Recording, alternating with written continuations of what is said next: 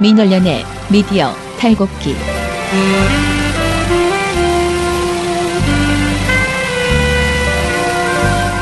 민원련의 미디어 탈곡기 65화 시작하겠습니다.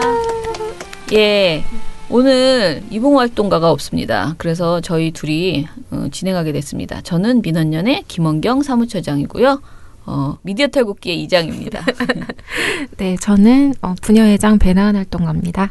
이봉호 활동가 어디 갔나요? 이봉호 활동가는 누가 빌려달라고 해서 잠시 대여 중입니다. 빌려줬습니다. 앞으로 이봉호 활동가를 빌려줄 일이 많아지지 않을까 그런 생각이 드는데 요즘 너무 각계각층에서 지금 기자회견을 하거나 이래야 될 일이 많잖아요. 사드도 그렇고. 사드는 다 이제 좀 멀리서 하니까 우리가 파견을 보낼 수 없지만 오늘은 그 신고리 오류코기 관련된 그 환경단체들의 기자회견이 있나 봐요.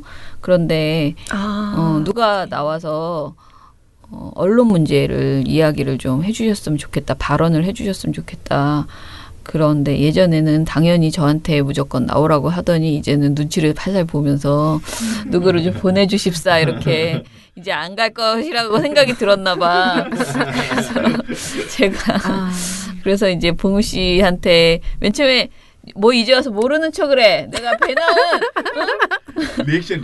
그러니까 어디서 능청이야. 배나은 보고 가라 그랬더니 뭐 갑자기 모니터한 게 없는 것 같다는 둥 막 그러면서 내가 했다니까 그랬는데도 잘 생각이 나지 않습니다. 막 이러고 봉우 씨도 막 저는 한 게 없는데요. 막 그러다가 제가 왔다 갔다 두 사람 사이로 왔다 갔다 하는 동안에 봉우 씨가 제가 가겠습니다. 네.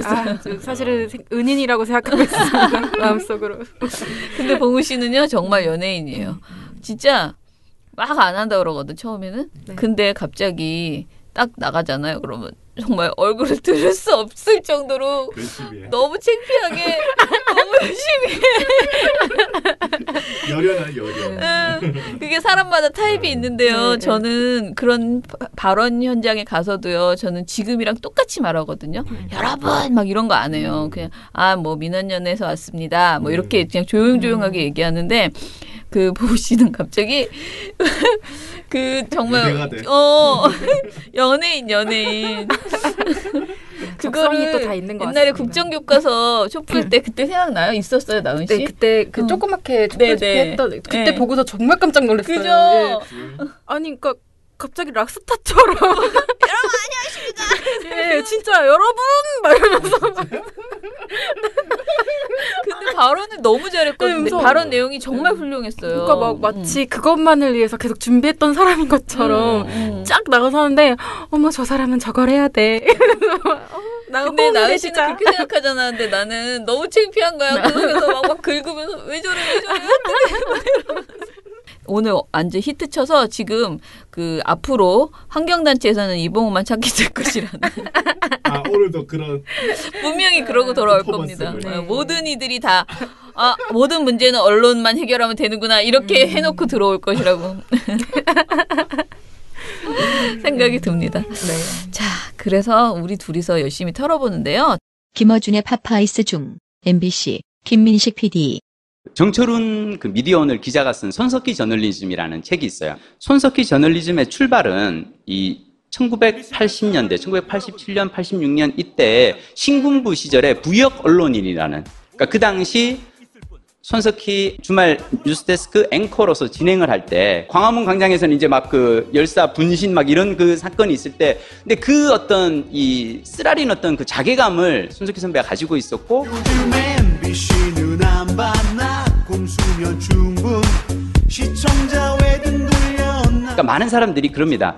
야, 이제 사실 뭐 우리가 MBC가 필요해? TBS, 한겨레 TV, 뭐 JTBC 다 있는데 우리 MBC가 필요해? 라고 얘기하는 사람들이 있습니다. 그냥 MBC, KBS 뉴스만 보시는 분들이 있다고요. 지금 MBC에 이 많은 PD와 기자들이, 아나운서들이 쫓겨나서 이 자리에 있는데 이 사람들에게 여러분이 기회를 주시지 않습니까? 여러분들은 어쩌면 10년 뒤, 20년 뒤에 100명의 손석희를 만들어낼 수 있는 거예요. 저는 절대로 MBC를 포기하지 않으셨으면 좋겠어요.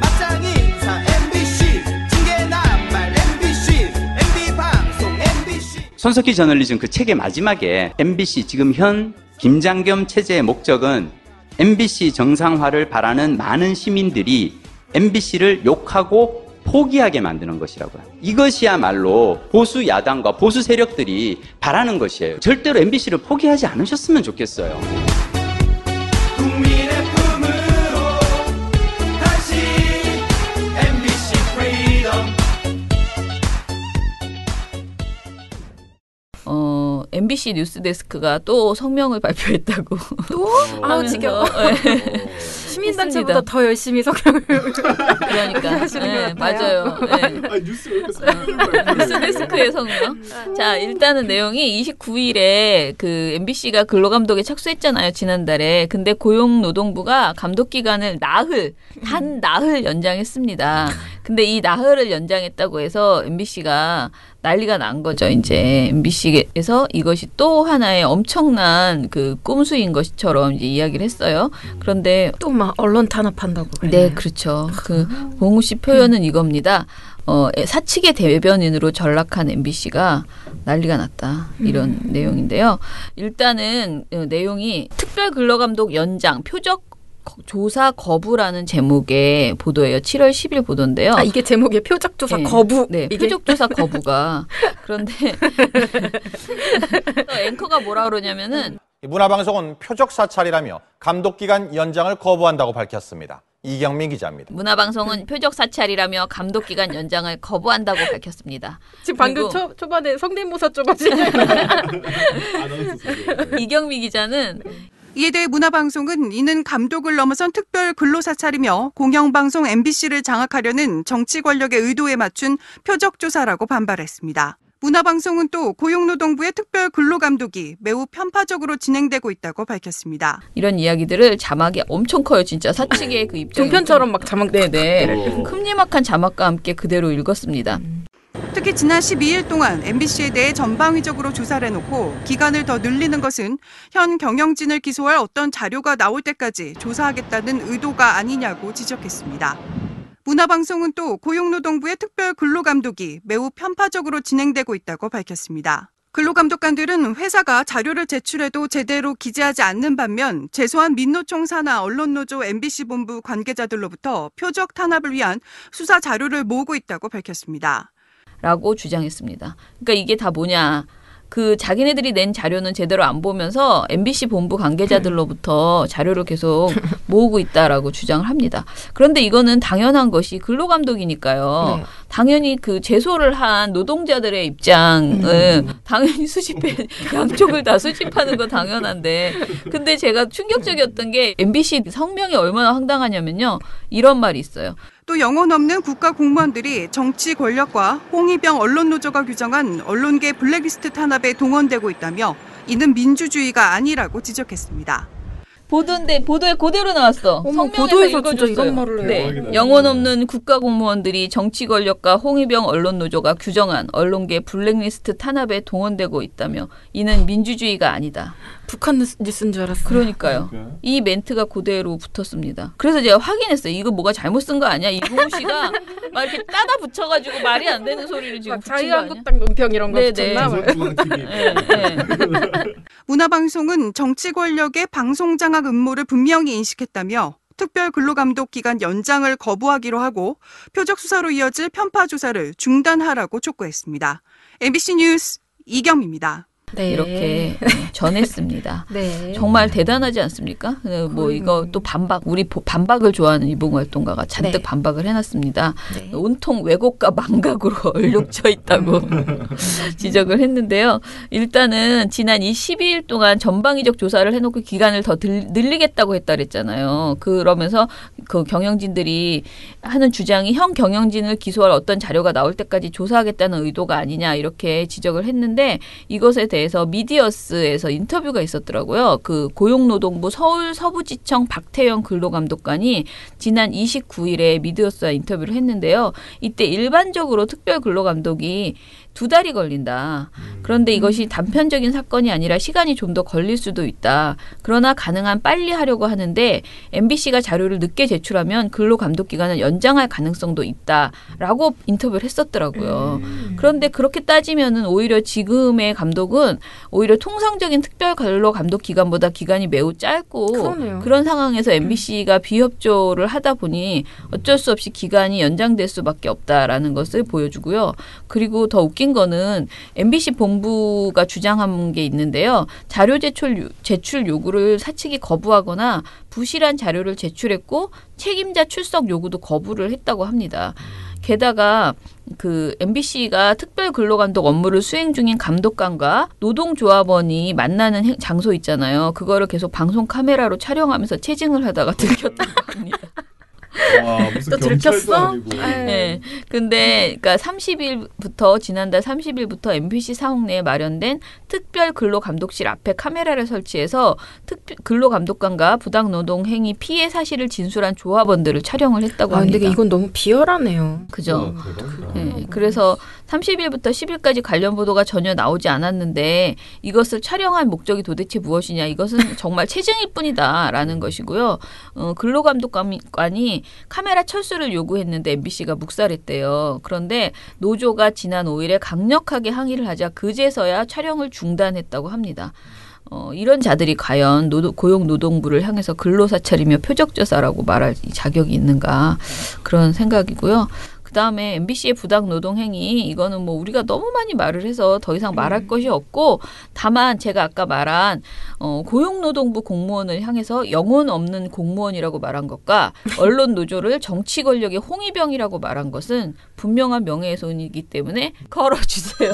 걸어주세요. 걸어주세요. 이거는 저희도 당연히 심의를 낼 거고요. 그다음에 사측의 일방적인 입장을 이렇게 계속 전하는 행태 정말 100번도 더 말한 것 같은데 방송심의 규정 위반이다라는 것을 거듭 말씀을 드립니다. 아무튼 대단합니다. 이거 쓰는 것도 참 지겨워. 똑같은 얘기를 몇 번 하는 거예요. 맞아요. 네. 이게 처음에 보고서 쓸 때는 정말 열심히 쓰다가 맨날 똑같은 얘기하면은 되게 얼버무리게 돼요. 그러니까. 에이, 그랬죠. 이하 동문 기존 보고서 참조봐라. 네. 예전에도 그랬습니다. 네. 그러니까요.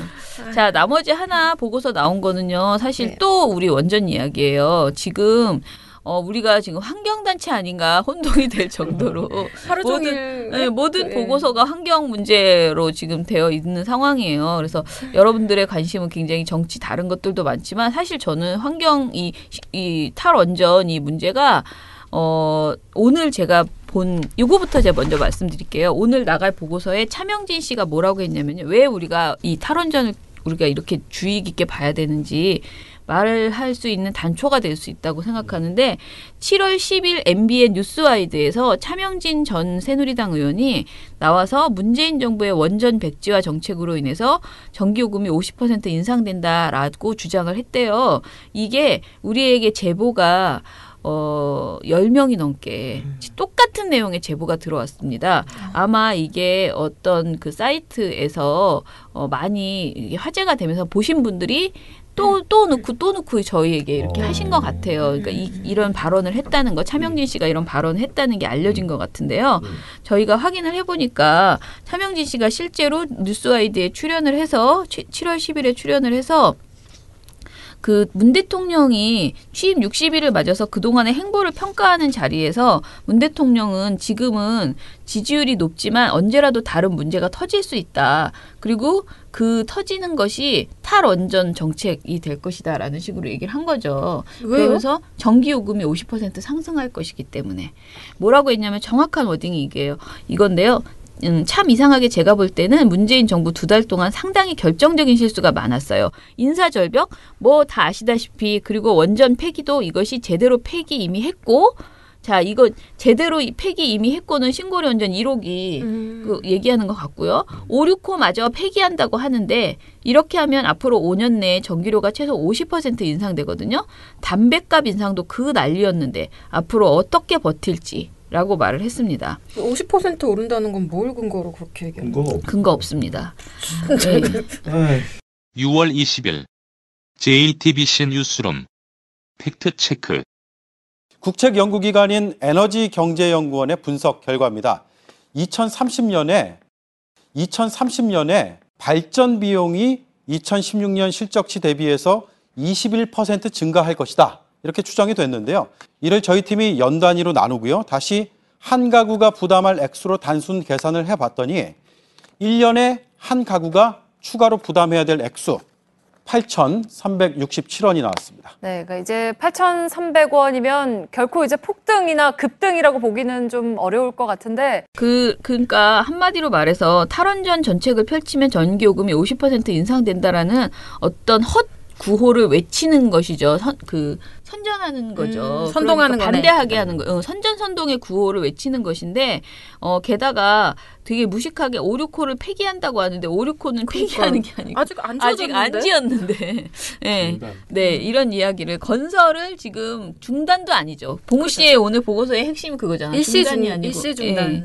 지금 검토하기 위해서 잠시 건설을 중단하자, 건설을 중지했다라고 이제 이야기를 해야 되는데 이런 말을 하면서 말도 안 되는 이야기를 했는데요. 저는 이게 먹힐 거라고 생각합니다. 저는 솔직히 국민들한테 굉장히 강력하게 먹힐 수 있는 문재인 정부의 모든 정책 중에서 가장 국민들을 예민하게 만들 수 있는 정책이라고 생각하는데 그게 이게 돈과 연결, 전기를 안 쓰는 사람은 없기 때문에요. 네, 세금과 전기 이거는 무서워요. 그런데 이거를 가지고 감히 정부의 담배값 인상과 비교를 했다는 것은 정말 말이 안 돼요. 왜냐하면 탈원전으로 인해서 만약에 전기요금이 50% 인상된다 하더라도 만약에 정말 근거가 있어서 된다 하더라도 국민이 그거는 고민해봐야 되는 거예요. 전기요금이 인상되는 것과 나의 생명, 국가적 안전. 그죠. 예, 뭐 한 방에 그냥 나라가 없어질 수도 있는 그런 엄청난 사태가 벌어질 수 있잖아요. 우린 도망칠 데도 없어요. 사실 네네. 좁은 나라라 저기서 이렇게 터지면 그냥 전 국토가 다 오염되는 거예요. 국가 존립 자체가 문제가 되는 그런 상황을 우리가 어떻게 할 것인가를 국민이 정말 심사숙고해야 될 사안인데 그런 이야기를 전혀 배제한 상태에서 그냥 무조건 안전하다고 우기는 거야. 그런 상황을 우리가 논의를 해봐야 되는데 지금 그래서 저는 우리가 지금 왜 한가하게 그 원전 이야기를 이렇게 열심히 모니터하냐라고 누군가가 만약에 말씀하신다면 저는 이거는 진짜 문재인 정부에서 가장 중요하게 지금 그러니까 문재인 정부를 칠 수 있는 고리로 지금 언론들이 이걸 보기 때문에 이렇게 떠들고 있다. 조중동도 그렇고 이 방송 종편 보도 전부 다 이걸 굉장히 약한 취약 고리로 생각해서 이걸 건드리고 있다라고 생각하고요. 그런 측면에서도 굉장히 중요하고 그 무슨 문재인 정부 누구 이런 게 문제가 아니고 우리 국민의 생명과 안전을 위해서 계속 이런 식의 그 원전 정책을 유지할 것인가에 대해서 한 번은 짚어봐야 되잖아요. 정말 저는 태어나서 지금까지 내내 원전이 정말 최고의 선인 것처럼 배웠던 것 같아요. 제가 교과서에도 청정에너지라고 네네. 실제 그렇게 써있었죠. 그러니까 이것을 우리가 한번 이제 이게 과학이 발전하면 계속 새로운 이야기가 나오고 있는데 우리는 지금 문제점이 드러나서 세계가 다 폐기하고 있는 상황에서 우리만 40년 전부터 계속 주입식으로 교육을 받은 모든 사람들이 국민들이 원전은 안전하다. 원전은 싸고 가장 좋은 에너지다. 이것만 지금 우리는 모두 알고 있었잖아요. 그런 상태에서 전기요금이 오르건 내리건 이게 중요한 게 아니다라는 것을 같이 공유하고 토론할 수 있는 그런 기회를 언론이 주어야 되는데 그걸 지금 안 하고 있다는 게 심각하다라고 생각합니다. 그래서 신문부터 얘기하고요. 그다음에 방송 좀 추가된 거 이야기하겠습니다.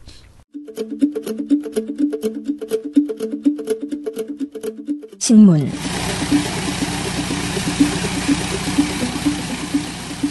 일단 신문 같은 경우는 지난번에 봉우 씨가 TV조선에 나왔다고 했던 그 환경 영웅 그분 인터뷰가 나왔어요. 네. 11일 날 나왔더라고요. 이게 일면 보도거든요. 제목이 미 환경 영웅 셸린버거 한국 원전은 악 편견부터 깨라. 이렇게 얘기를 했고요. 이어지는 기사 제목은 더 심합니다. 옆집 교통사고 났다고 차 없앨 건가? 원전 포기는 비현실적. 자, 여기에서 옆집은 어디다? 일본이다. 교통사고는 뭐다? 후쿠시마. 네, 핵발전소 사고죠. 진정한 막말 아니야? 네, 아니, 그거랑 미쳤다고 봅니다. 네. 일단 뭐 보도 내용은 똑같아요. 다 똑같은데 여기에는 이제 더 심하게 신문이라는 어떤 지면의 특징상 이런 막말들, 말도 안 되는 헛소리를 더 충실하게 전달을 해줬다. 뭐 그 정도의 차이점이 있는 건데요. 예를 들면 이런 식이에요. 일단 이 사람은 환경운동가라고 불릴 그 자격이 없는 사람이거든요. 사실상 친원전을 주장한다. 그게 어떻게 환경운동가입니까? 근데 당연히 독자들도 그렇고 지난번 방송 때도 그렇지만 의문을 가지잖아요. 어떻게 그게 두 가지가 같이 이름을 붙여놓을 수 있지? 의문을 가질 수 있는데 조선일보 기자가 실제 물어봐요. 보도에서 환경운동가가 친원전을 주장하는 게 이색적인데? 이색적이라는 표현을 쓰면 안 돼요. 사실 이거는 모순인데요? 라고 물어봤어야지 일단 정상인데 이색적인데? 라고 아주 귀여운 표현을 써줘요. 그런 다음에 셸린버거가 그럼 이렇게 대답을 하죠. 나는 10년 가까이 기후변화를 연구했는데 신재생에너지만으로 전력을 충당한다는 건 신기루였다. 그러니까 그렇게 할 수 없다. 그 전력 수요를 충당할 수 없다. 근데 신재생에너지는 에너지 밀도가 낮아. 천연가스와 결국 화석연료 발전으로 보충해야 되는데 결과적으로 이 과정에서 더 많은 오염물질을 배출할 수 있다. 그렇기 때문에 나는 원전으로 가야 된다라고 주장을 하는 거예요. 근데 이 대답으로 이해가 되세요? 이거에 이어서 이분이 하는 말씀이 원전 위험성에 대해서는 후쿠시마 사람들을 직접 만나보고 나니 안전성을 높여나갈 수 있다면 원전이 여전히 친환경적이고 효율적인 에너지원이라고 믿게 됐다라고 대답을 해요. 근데 이 대답을 보고도 뭐가 이해가 되세요? 나는 그 믿음의 근거를 전혀 아니 왜 믿는다는 거야? 거기 갔다 왔는데 어떻게 믿을 수 있지? 저는 이쯤 되면 이 사람의 인지 능력을 의심하게 되는 거죠. 이거는 바보가 아닌가? 어떻게 거기 사람들 지금 아직 고향에 못 돌아가고 거기서 살라고 하는 사람들도 거의 지금 탈주하다시피 특히 애기 있는 엄마들은 남편이랑 이혼하고 애를 데리고 다 나가고 있어요. 다른 동네로. 근데 누굴 만난 거야? 도쿄전력 사람들을 만났나?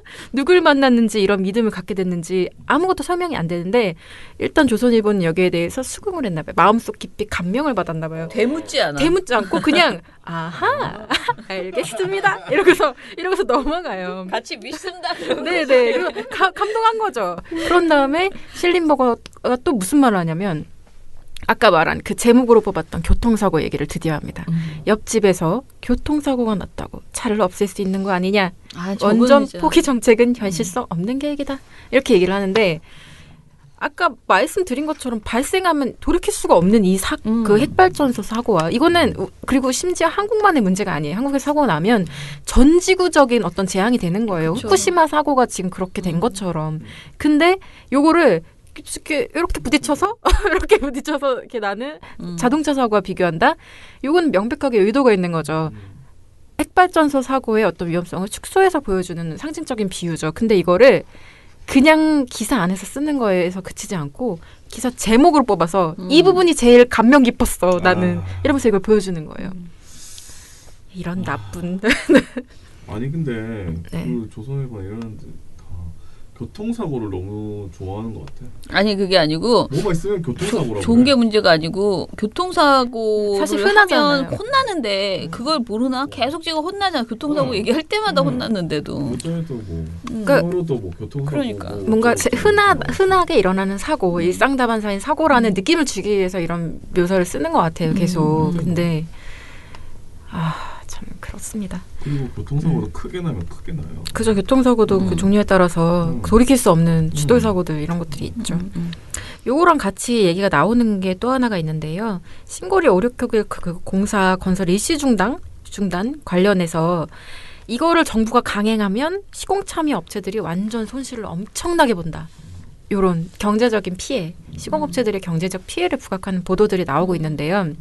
저는 예를 들면 시공업체들이 피해를 보는 것 자체를 조망하는 게 문제라고 생각하진 않아요. 실질적인 피해가 있을 수 있고 있을 수 있는 거고 그 안에서 일하는 사람들이 타격을 받을 수 있는 거예요. 정부 정책에 따라서 당연히 그렇게 할 수 있다라고 하지만 그렇다고 피해가 뭐 없어지는 건 아니니까. 그리고 언론은 그걸 얘기할 수 있어요. 근데 그것만 얘기한다. 다른 그 앞뒤 정황, 예를 들면 건설 허가 과정에서 문제가 있었던 것들 혹은 시공 이후에, 그러니까 건설 허가가 난 이후에 있었던 불법적인 문제들, 그게 사실상 피해를 키웠던 것들, 이런 저는 맥락을 하나도 얘기를 안 하고 이 문제만 얘기를 하면은 어떤 정치적 의도를 의심할 수밖에 없는 거죠. 상당히 문제적인 보도다. 근데 실제 보도들을 보면 조중동 같은 경우에는 한수원이나 뭐 뭐랄까 원안이나 이런 곳에서 했던 문제적인 행태들에 대해서는 일체 보도가 없어요. 네. 보도가 없고 그냥 계속 시공사들이 얼마나 피해를 볼지 그 금액들을 부각하면서 이렇게 피해를 보도록 정부가 지금 강행을 하고 있다라고 해서 문재인 정부를 비난하는 데에만 약간 몰두를 하고 있는 거예요. 실제 그 그린피스가 요거는 아예 소송을 걸었죠. 네. 소송을 걸어서 왜냐하면 이거 그러니까 공사를 애초에 하자라고 건설 허가가 나는 과정에서 뭔가 충분히 안전성에 대한 고려가 없었다는 거예요. 이때 말도 안 된다고 막 난리가 났었거든요. 근데 이게 그 당시 건설 허가가 날 그 무렵부터 해가지고 그 소송이 들어갔다. 지금 이제 현재 재판 앞두고 있는데 이거에 대한 얘기가 없어요. 그린피스의 글자도 안 나와요. 조선일보엔 아예 그린피스란 글자가 안 나와요. 이거는 의도적으로 사실상 침묵하고 있다. 숨기고 있는 거다라고밖에 볼 수가 없는 거죠. 그런 문제들이 좀 있습니다. 자, 지금 아까 말한 봉 씨도 정리를 했대. 그 탈원전 그 과정에서의 문제점들을 우리가 아까 막 토론하면서 길게 막 했잖아요. 네. 그런데 저도 그때 이 원안이 원자력 안전위원회가 건설 허가를 내주거든요. 네. 근데 원자력 안전위원회가 그 마지막 회의하기 전날 건설 허가 내주기 전날인가 그 다음 날인가 우리가 기자회견을 했는데 그 몇 분들이 김호준 교수인가 뭐 몇 분들이 김익준 교수 그 회의에 참석했던 진보 진영 어찌됐든 그 찬반 양론이 있잖아요. 근데 소수자죠. 2명인가밖에 안 돼요. 우리 쪽 분이 원자력 안전위원회. 근데 이 분들이 이제 반대하고 어떤 과정이 있었는지 그동안 이런 점들 어떤 조사 결과가 있는데 이것을 묵살했는지 이런 것들을 막 말씀을 하시는 그런 굉장히 큰 기자회견을 했었는데 제가 그날 사회를 봤었거든요. 해달라고 해서. 그래서 거기 가서 막 이렇게 주워 들었죠. 처음 들었죠. 이런 중요한 일이 있구나. 원자력 안전위원회가 이런 일을 하는 곳이구나. 막 들었는데 저도 그때 들었던 그 기억이 막 나는 거예요. 그러니까 이 개별 원전이 사고에 충분히 대처할 수 있도록 설계된 만큼 여러 원전이 모여 있어서 문제가 없다는 입장을 원자력 안전위원회가 냈거든요. 당시에. 근데 이게 말이 되느냐라면서 아니 하나하나가 모두 안전함으로 집중되어 있어도 안전하다. 이런 주장을 한 거예요.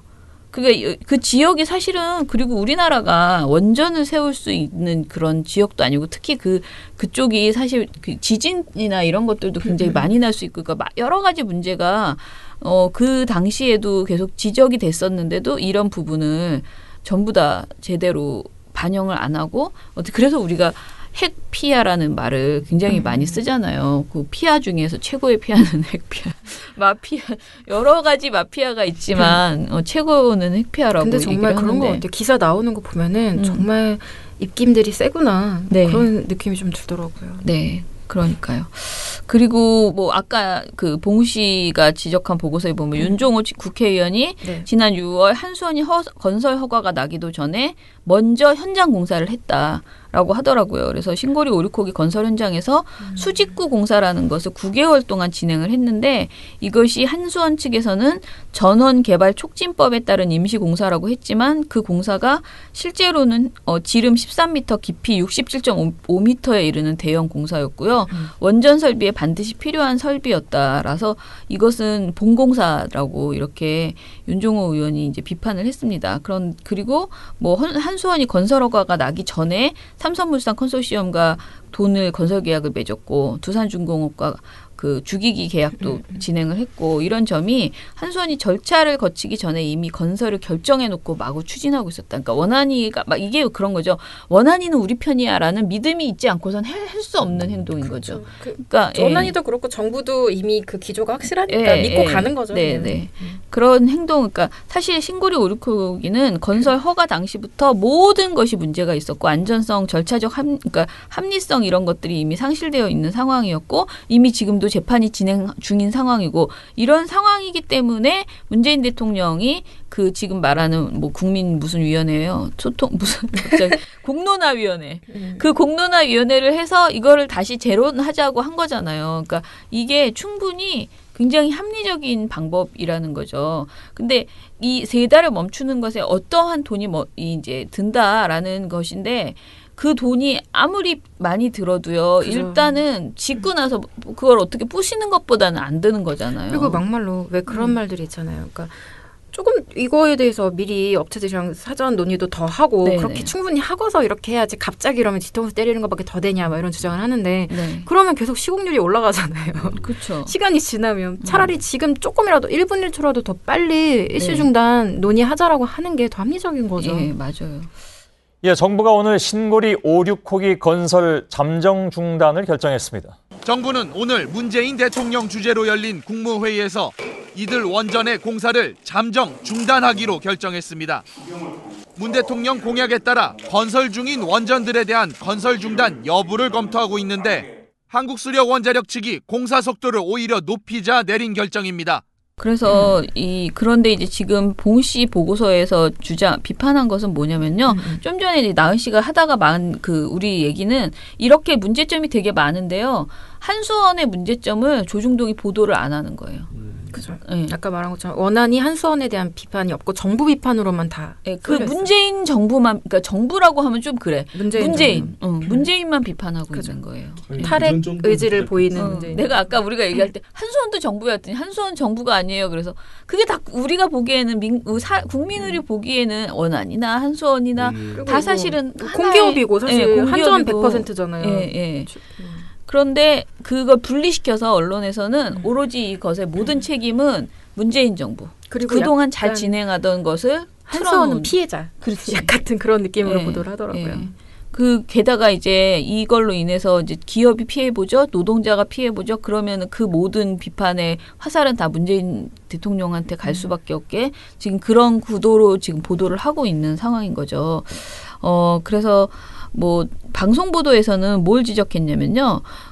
지금 그 건설사, 그러니까 중단이 결정될 것이다라는 내용을 굉장히 많이 했는데, 이제 봉 씨 말은 이게 중단이 아니고 지금 현재 건설을 3개월 동안 중지한 것만 일단 결정해 놓은 상태인 상황이잖아요. 어제 상황이. 그런데 마치 대부분의 보도들이 중단된 것처럼 이미 다 공사가 완전 다 뒤집어진 것처럼. 네네네. 그래서 아니 발칵 뒤집어진 것처럼 이렇게 이야기를 했다는 거죠. 그리고 TV조선 같은 경우에는 정부의 건설 일시 중단 요청이 위법이라는 건설사의 입장. 그러니까 이건 위법이다라고 굉장히 이걸 부각하고 이에 대한 정부의 반론을 제대로 전달을 안 했어요.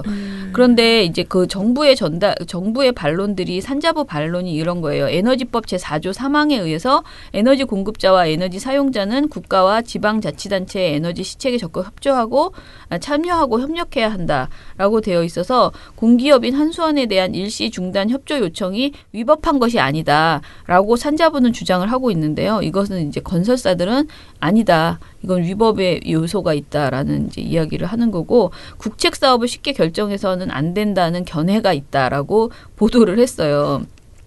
그런데 여기에 가장 핵심적인 이 보도에서 힘을 딱 주는 게 주한규 서울대 원자핵공학과 교수의 발언이었는데요. 이런 인터뷰를 합니다. 국가의 정책이 바뀌었다? 정책 기조가 바뀐 게 이유이잖아요. 적법한 근거를 갖고 있지 않습니다. 그러니까 대통령이 정책 기조를 바꿨기 때문에 이런 일이 벌어졌다. 이것은 적법한 근거를 가지고 있지 않습니다. 라는 발언이 이렇게 인터뷰가 따지거든요. 굉장히 설득력 있게 들리더라고요. 그러니까 저도 지금 방금 마음이 흔들릴 뻔했습니다. 그죠? 네. 그런데 저는 그러면은 이런저런 말싸움이 되게 많아요. 지금 KBS는요, 딴 데는 다 한 건만 보도했는데, KBS는 2건이나 보도를 하면서 이것을 뭐라고 했냐면, 시공사 피해를 강조하고, 그 다음에 사회 갈등 비용이라는 발언을 하거든요. 이게 이제 이 일로 인해서 사회 갈등 비용이 엄청나게 증가할 것이다, 라고 이야기를 합니다. 그러니까 단순히 시공사의 피해나 그 어떤 건설로 인한 피해보다도 사회 갈등까지 이제 비용으로 처리하면 엄청나게 된다는 그런 개념인데요. 그래서 이제 공론조사 과정에 들어가기도 전부터 사회적 갈등 비용만 키우는 것이다. 이렇게 우려하는 보도를 했습니다. 그런데 이렇게 모든 것을 돈으로 지금 초점을 맞춰서 가고 있는 상황에 대해서 저는 일단은 아까 거듭 말씀드리지만은 이 원전 문제는 분명히 돈은 분명히 손해를 볼 수밖에 없는 사안이고요. 저는 사실 굉장히 오랫동안 이 고민을 했거든요. 왜냐하면 저는 개인적으로는 이제 성미산 마을이라는 마을이 환경을 굉장히 중시하는 마을이에요. 근데 환경을 중시한다는 게 사람을 상당히 불편하게 합니다.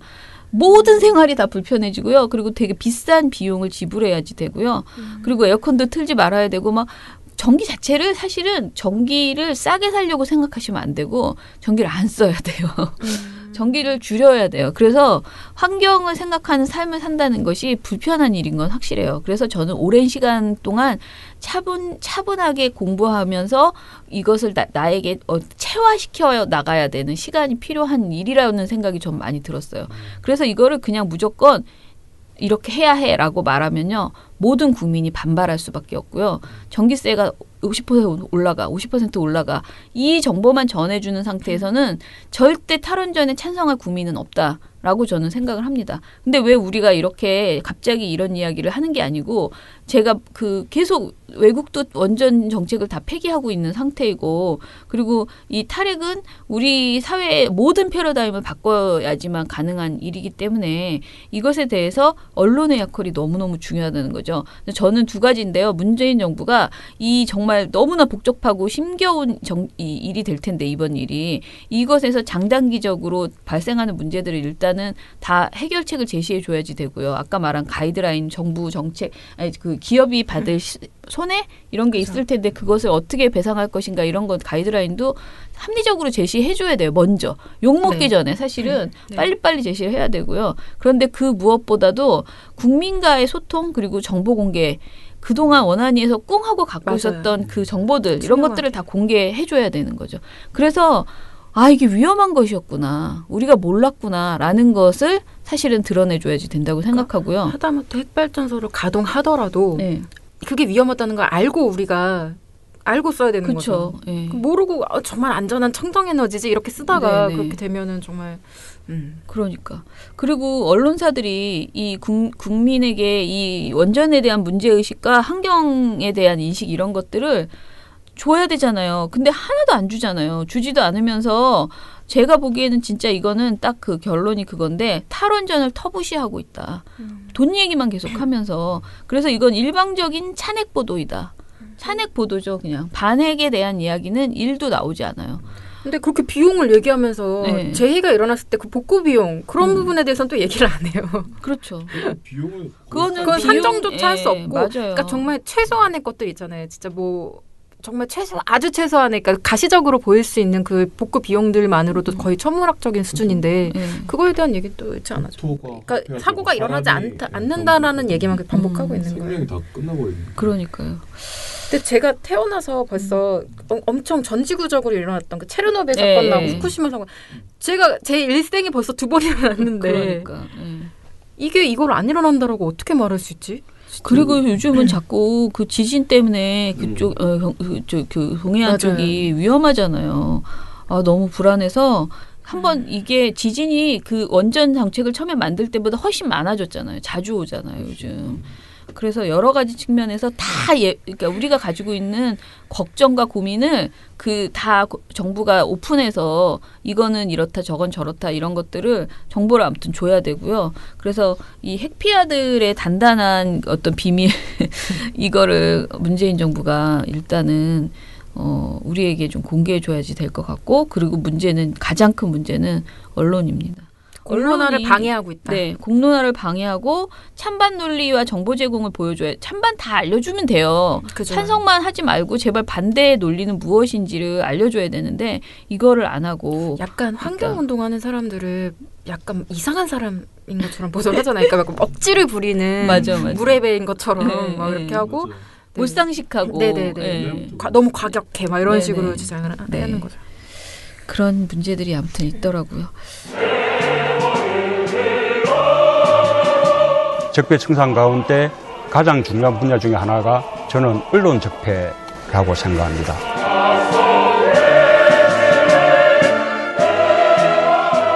민원연에 대한 압도적 지지가 대한민국의 새 시작을 여는 힘입니다. 시민 여러분들의 힘으로 언론 교체 꼭 해내겠습니다. 정말 잘해보고 싶습니다. 힘을 모아 주십시오. 민원연의 미디어 탈곡기.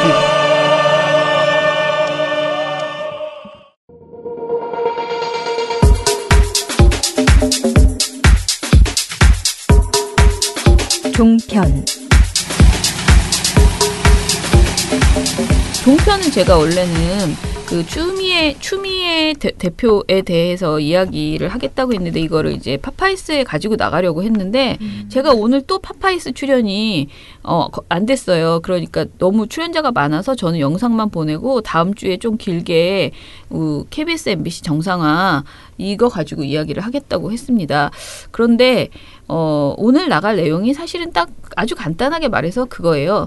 아시다시피 추미애 의원이 국민의당에 대해서 한마디 하셨죠. 이거는 머리 자르기나 마찬가지의 행태다라는 이야기를 하셨는데 그 당의 그 선대위원장이었던 박지원 전 대표, 후보였던 안철수 전 의원께서 몰랐다 하는 것은 머리 자르기이죠. 실제로는 더 큰 것은 머리 자르기입니다. 꼬리 자르기가 아니고. 이것에 대해서 언론들이 난리가 난 거죠. 근데 이거를 사람이 여태까지 나는 그냥 딱 한마디만 하면 돼. 우리가 꼬리 자르기다라고 말할 때는 그게 우리에게 꼬리가 없었기 때문에 그렇게 잔인하게 안 느껴졌나 봐요. 사람들은. 꼬리 자르기다. 근데 이 머리 자르기다를 전부 참수로 연결시켜요. 그래서 이런 끔찍한 말을 한다고 하는 거예요. 그런 말들이 너무 많은데 참 이거는 너무 억지를 부린다라는 생각이 드는 거예요. 그리고 이거를 이런 멘트를 사실은 누가 했어요. 그러니까 국민의당에서 이슬람을 연상시키는 머리 자르기라는 표현을 뭐 이런 말이 있었거든요. 그래서 요 말을 가지고 언론에서 인용을 해서 이제 지금 비판을 하고 있는 건데 채널A의 돌직구쇼 7월 7일 김진 씨가 뭐라고 하냐면은 추 대표가 뭐라고 말했을까? 이른바 머리 자르기 발언이 파문입니다. 그러면서 안철수, 박지원 이 두 전 대표가 몰랐다는 것, 책임이 없다는 것, 국민의당이 꼬리 자르기가 아니라 머리 자르기다. 그것도 큰 머리 자르기다. 이른바 참수 발언을 한 것 때문에 국민의당이 발끈을 한 겁니다. 참수 발언을 한 것 때문에 국민의당이 발끈한 것입니다. 근데 이 머리 자르기를 진짜 참수 발언이라고 말하는 걸 전 진짜 처음 듣는 것 같아요. 진짜요? 네. 지금 종편에서 다 참수라고 그래요. 참수 발언, 머리 자르기가 아니고. 그리고 보도본부 한라인에서 TV조선 보도본부 한라인에서 김미선 앵커도 말합니다. 이게 머리 자르기 발언을 한자로 참수입니다. 한자로 참수라는 단어는 저희가 잘 쓰지 않죠. 북한을 상대로 할 때나 가끔씩 나올까 잘 쓰지 않는 발언이기 때문에 야 어떻게든 북한 한마디 써 해보려고. 국민의당 당연히 발끈할 수밖에 없는 상황입니다. 라고 말을 해요. 한 짓이 있는데 뭘 발끈을 해. 진짜 그러니까. 김진 앵커도 또 말합니다. 이번에는 뭐가 나오는지 알아요? 추미애 대표가 이른바 단두 발언. 머리 자르기가 이제 단두가 됐어. 참수도 아니고. 야, 진짜 이거 말고는 할 말이 없나 보네. 머리 자르기라는 발언 때문에 국민의당에서 강한 반발을 했습니다. 라고 했고요. 딱 이거야. 참수, 단두 이 두 개만 말해주면 돼요. 다른 말들은 다 비슷비슷한 막말이에요. 그래서 엄청나게 추 대표가 막말을 한것처럼 모든 것을 이제 몰고 갑니다. 그래서 추 대표가 지금 아주 그러니까 국민의당을 비판하는 게 아니고 국민의당과의 화합을 하지 않으려는 것이냐, 통합의 정치 안 하고 추 대표 뭐 하는 것이냐, 어떻게 이런 센 말을 할 수가 있느냐, 이것으로 모든 그 말들이 가고 있습니다. 근데 이게 신문에서도 그 얘기가 많이 됐었죠. 사실 경향 한겨레도 추미애 대표한테 사과해라라고 얘기를 했거든요. 그러니까 딱 이런 거예요. 국민의당도 잘못했는데, 경향 한겨레에 돌리는 국민의당도 물론 잘못했는데 왜 그렇게까지 말을 해서 좀 싸움을 더 크게 만드냐, 그냥 가만히 있어도 사실 되는 건데 라는 의미에서 약간 사설에서 사과해라라고 했다가 지금 난리가 났죠. 사실 또 인터넷에서는. 그렇죠. 근데 저는 당대표가 얘기한 것에 대해서 이렇게까지 그거 국민의당이 사과하라고 하는 건 자기들 마음이 자기들끼리 뭐 사과를 하든 뭘 하든 항상 하는 일이니까. 근데 언론이 거기에 끼어들어서 이렇게 부추기면서 참수, 단두 이러면서 특정 발언 정말 원래 발언 내용과 다르게 너무나 부추기는 거잖아요. 굉장히 폭력적인 지금 식으로 진행이 됐다. 그런 생각이 들었습니다. 아니 그리고 그 머리 자르기다라는 말은 그렇다 치더라도 많은 사람들이 사실은 왜 국민의당은 그 지도부들이 전혀 그런 부분을 책임을 지지 않나 이런 생각은 누구나 하고 있는 거잖아요. 그렇죠. 안철수 대표 속초 갔다가 사진 찍혀가지고. 그러니까 뭐 먹다가 이렇게 찍힌 거예요. 어디 간 거야 도대체. 야 그거 관련해서도 진짜 말 많더라고. 그러니까 그래서 아무튼간에 그 신문도 사실 그게 보고서로 별도 내진 않았지만 네네. 진짜 말씀하신 것처럼 이거를 언론사가 사과해라라고 요구할 일인가? 오히려 그러니까 국민의당하고 같이 분명히 그렇게 얘기를 하긴 했어요. 국민의당도 문제를 해결을 적극적으로 나서야 되고 추미애 대표도 더 키우지 않게 그 발언에 대해서는 사과해야 된다라고 하는데 네. 그게 양비론이잖아요. 사실 물타기처럼 기능하는 거예요. 네네. 그렇게 말을 하면 부적절하다. 언론들이 이명박근혜 아바타입니까? 실망입니다. 4차 산업혁명은 이미 우리 곁에 와 있습니다. 민원연은 4차 산업시대를 맞아 언론의 미래만 보고 가겠습니다. 우리나라의 기울어진 언론 지형을 바로잡을 단체 누굽니까? 민원연의 미디어 달곡기. I see skies of blue.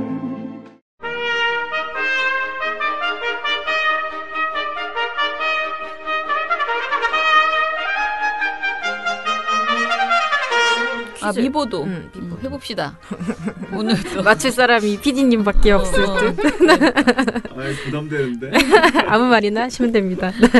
그 요번에 세계일보가 엄청 특종을 하나 했죠. 네. 국정원 그 SNS 선거 영향력 진단 및 고려사항 요 문건을 지금 연예 단독 보도를 하고 있는데요. 이 보도를 아주 단순하게 요약을 하면 이거예요. 이명박 정부 당시인 그 2011년에 국정원이 어떤 이 문건을 하나 작성했는데 그 문건 내용이 뭐냐면 우리가 앞으로 선거에서 우파가 여론 주도권을 잡기 위해서는 SNS를 장악해야 된다. 이런 내용인 거예요. 그래서 구체적으로 뭘 해야 되는지 이거 막 써놔요. 되게 유치하게. 근데 이게 문제는 뭐냐면 국정원이 그냥 자기네가 써서 자기들끼리만 본 게 아니라 보고를 했다는 거죠. 청와대에. 그럼 뭐예요? 여태까진 검찰이랑 법원의 주장은 이거잖아요. 국정원이 2012년 대선 앞두고서 댓글 조작한 거는 그냥 자체적으로 한 거다라고 판단을 했는데 이걸 보니까 그러면 청와대가 배후에 있었을 가능성이 상당히 높네? 라는 굉장한 증거 자료인 거죠, 이거는. 조직적으로 했을 가능성이 그죠. 이 특종인데 이거를 이 보도에 10일 날 나왔는데 11일자 지면에 요거를 보도를 안 한 매체가 두 군데가 있어요. 조선동아. 틀렸어요. 하나는 맞았어요. 동아. 조선일보는 맞았어요. 조선일보 보도 안 한 건 맞았고 또 하나는 중앙일보. 미보도 하면 중앙일보를 일단 떠올리셔야 됩니다. 네. 중앙일보 보도하는 게 별로 없어요. 그래서 좀 이해가 안 되잖아요. 그래서 그건 제가 묻고 싶어요. 근데 온라인으로는 그런 보도를 했느냐? 안 볼란다 그런 거지 뭐. 그죠. 그러니까 마치 이 세상에 없는 것처럼 왜 그런 거 있잖아요. 보기 싫은 거 있으면 어린애들이 이렇게 눈 가리잖아요. 그것처럼 그냥 없는 일인 것처럼 치부를 하는데 온라인상으로도 조선일보가 이 보고서를 쓸 당시였던 11일 오후 1시 기준으로 해서는 관련 보도가 단 한 건만 있었는데요. 네. 더 웃긴 건 그 세계일보 보도 자체를 중심으로 다룬 보도가 아니라 이 보도 때문에 지금 원세훈 전 국정원장 파기환송심 결심 공판이 연기가 됐거든요. 결정적인 증거가 나왔으니까. 검찰은 보고서를 증거로 신청했지만 법원은 검찰이 보고서 내용을 검토해서 최후 진술에 반영하라고 했습니다. 이에 따라서 당초 최후 진술을 포함해서 오늘로 예정된 마지막 재판일은 오는 24일로 한 차례 연기까지 됐습니다. 근데 그거를 다루면서 간략하게 아주 대략적으로만 요약을 해서 딱 전달해주는 보도를 내놨더라고요. 근데 중앙일보 같은 경우는 그나마 송영길 더불어민주당 의원이 했던 이거는 이명박이랑 박근혜가 밀월 관계가 있었던 그 증거이기도 하다 이렇게 말했던 그 발언을 온라인으로 보도를 했더라고요. 그래서 그나마 조선일보보다는 조금 더 나았다. 그렇게 말씀드릴 수 있겠고요. 또 하나는 지금 굉장히 좀 사람들이 주목을 해야 되는 사건 중에 하나가 스텔라 데이지호. 네. 이거라고 생각을 하거든요. 근데 정말 무서울 정도로 이거 관련 보도가 안 나와요. 근데 11일 같은 경우에는 무슨 일이 있었냐면은 스텔라 데이지호 그 실종 선언에 대한 수색 종료가 선언이 됐어요.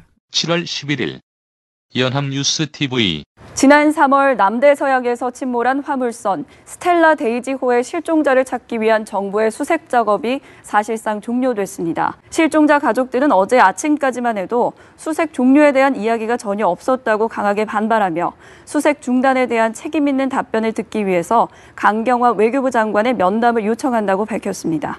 그러니까 왜냐하면 왜 수색 종료가 선언이 됐냐면 한국의 선원들을 아직 못 찾았는데 이들이 살아있을 거라고 더 이상 볼 수 없다는 거죠. 그러니까 생존 가능성이 낮으니까 이제 수색을 중단하겠다 막 이거예요. 근데 사실 제대로 된 수색을 아직 해본 적도 없거든요. 이게 박근혜 정권하고 이제 문재인 정권으로 이렇게 바뀌는 그 시기에 사실 수색 이게 흐지부지 되면서 대선이라던가 큰 이슈들을 묻히고 황교안 권영대행 그쪽에서는 초기 대응도 아주 부실하게 하고 이렇게 하면서 사실 뭐가 제대로 안 됐어요. 아무것도. 그러니까 당연히 실종자 가족들은 아니다. 조금만 더 제대로 해보자라고 호소를 하고 있는 상황인데 자, 이 소식을 지면에 전달하지 않은 매체가 어디일까요? 이거는 개수를 말씀드리지 않을게요. 그냥 생각나는 대로 어디일 것 같은지 한번 말씀해 보실래요? 중앙 일단 아니에요. 안전하다. 학습 능력 좋은데 또 조선동화. 조중동 일단 아니다. 모든 매체가 안 했어요. 경향, 한겨레, 한국도 안 했어요. 그럼 아무도 일간지 중에서는 6개 일간지 중에서는 이거 관련 보도를 지면 내놓은 것이 없고요.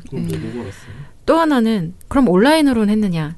온라인에서는 단 한 매체가 어제 이제 보고서 출고된 11일 오후 1시 기준으로 단 한 매체가 인터넷으로 보도를 했어요. 어디게요? 한겨레. 중앙일보였어요. 중앙일보 이 보도는 그 보도만 단건으로 그 소식을 전한 게 아니라 다른 왜 미리 보는 오늘이라는 여러 기사를 서머리처럼 이렇게 해주고 관련 보도 링크를 걸어주는 그런 기사가 있거든요. 약간 리스티클 기사 같은. 근데 그 기사의 한 구절이 이 내용이었어요. 구절이? 네, 그러니까 여러 개의 이슈 중에 하나가 이 내용이었던 거예요. 그러니까 이거에 대한 오로지 하나의 단건 보도는 없었던 거예요. 6개 매체 중에. 이 중앙일간지들이잖아요, 사실. 근데 얘기를 안 하고 있고 그래서 더 알려지지 않고 있고 그런 상황인 거죠. 저는 굉장히 심각하다고 생각하고요.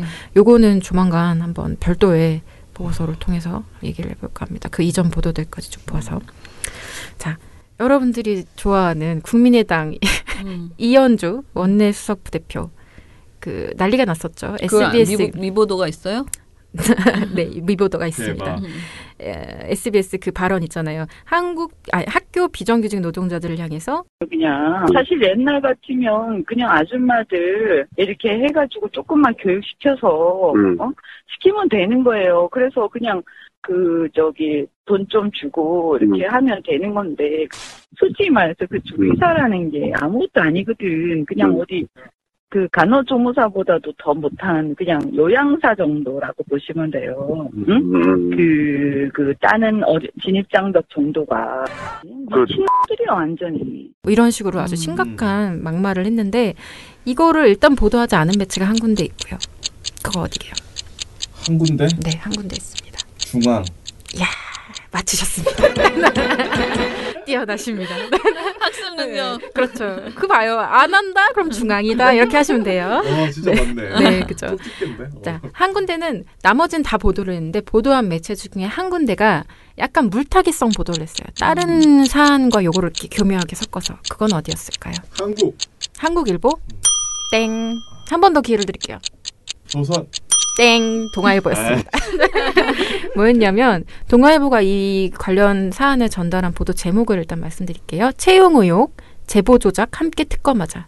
이건 국민의당 측 주장이죠. 큰 따옴표로 전한 건데요. 그 주장, 특검 주장을 상세하게 전달하면서 그 밑에 아래쪽 단락에다가 국민의당이 여러 악재로 시달리고 있다. 그 중에 하나로 이현주 의원의 막말을 사례처럼 이렇게 전달을 했어요. 작게 아주 축소해서. 세라기보다는 보도했다고 보기는 좀 민망한 수준. 하지만 언급은 했다는 의미에서 그래서 중앙일보보다는 말을 했다는 의미에서 보도로 처리를 했습니다. 아니, 중앙 뭐 하는 거예요? 뭐가 나와요?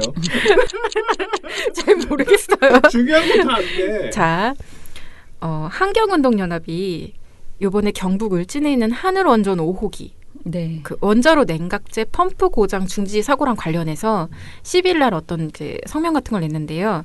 이게 지금 다 문제가 없다라고 얘기를 하고 있는데 한서원은 그렇게 문제가 없다. 큰 사고는 아니었다라고 얘기를 하고 있는데요. 환경운동연합 측은 이거는 엄밀히 말하면 미국 원자력학회에서 분류하는 4등급 설계 기준 사고 중에서 2등급 사고, 그러니까 심각한 사고라는 거예요. 심각한 사고에 해당하고 또 한서원이 심지어 이 사고를 자의적으로 축소시킨 그런 의혹이 있다, 정황이 있다라는 걸 말을 했거든요. 네. 근데 이거를 지면을 통해서 소개한 매체가 2군데밖에 없어요. 경향 한겨레. 요거 맞추셨습니다. 원전 관련해서, 그러니까 핵발전소 관련한 사고라던가 문제점, 환경단체의 주장을 소개하는 건 사실상 경향 한겨레밖에 지금 없는 상황이다.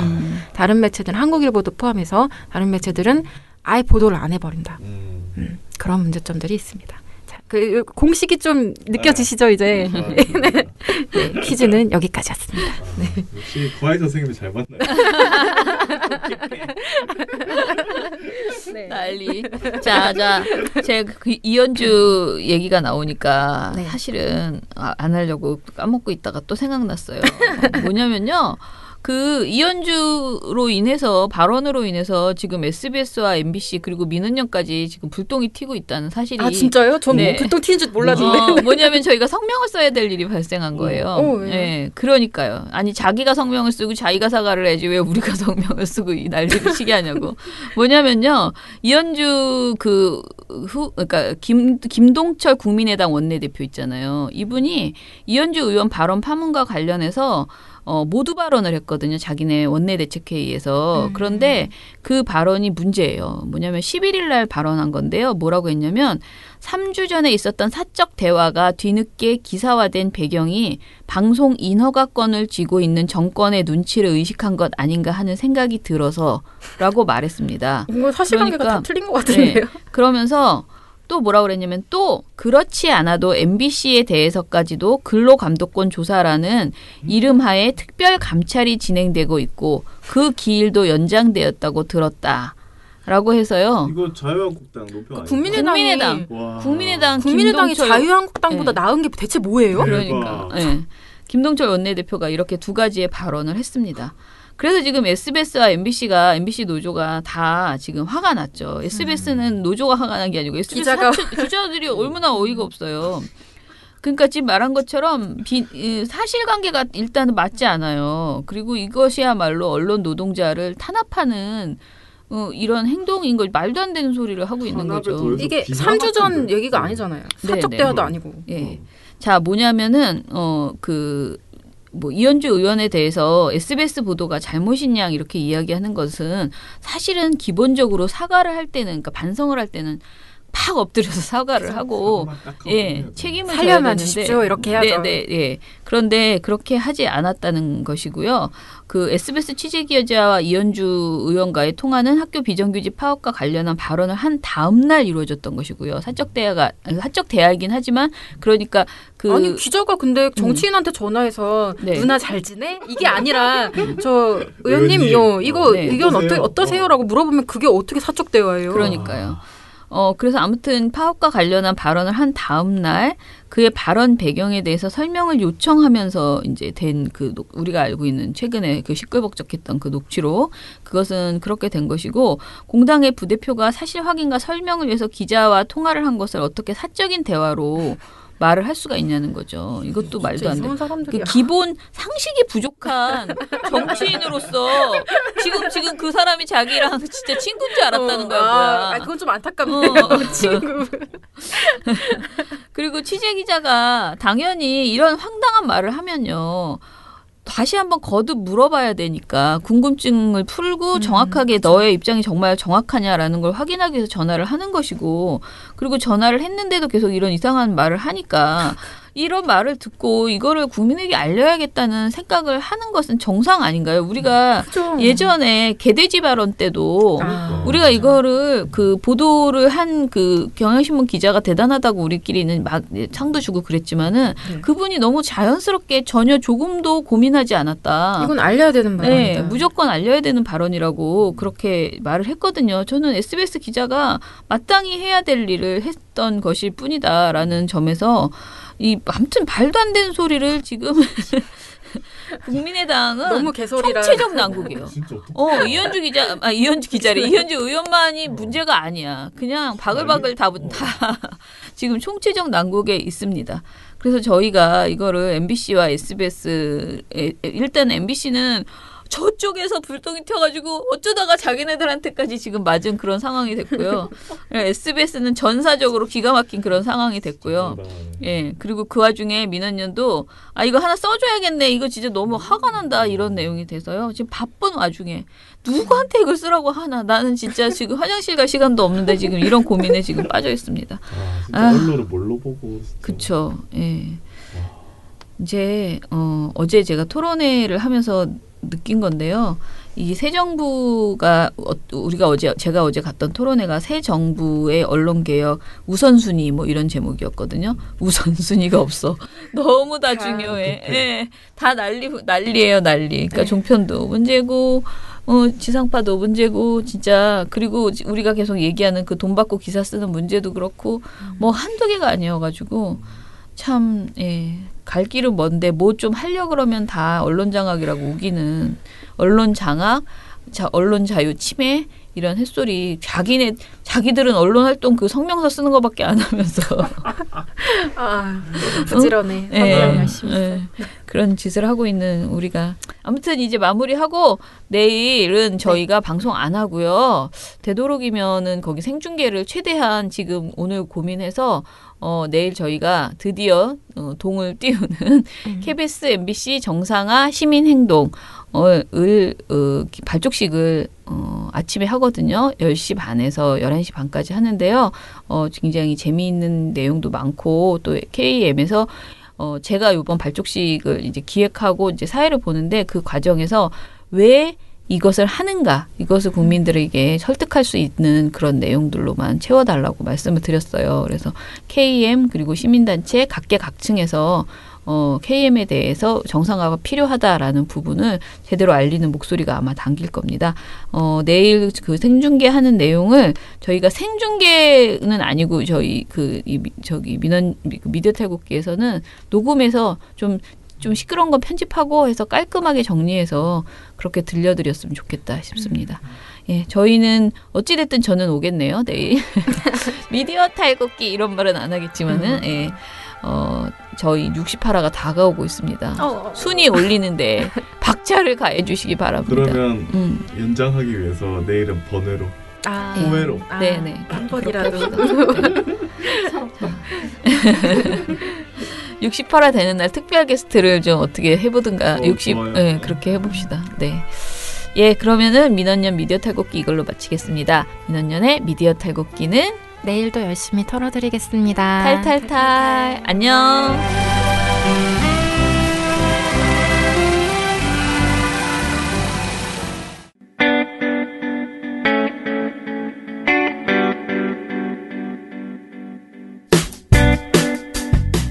안녕하세요. 민원연의 이봉우 활동가입니다.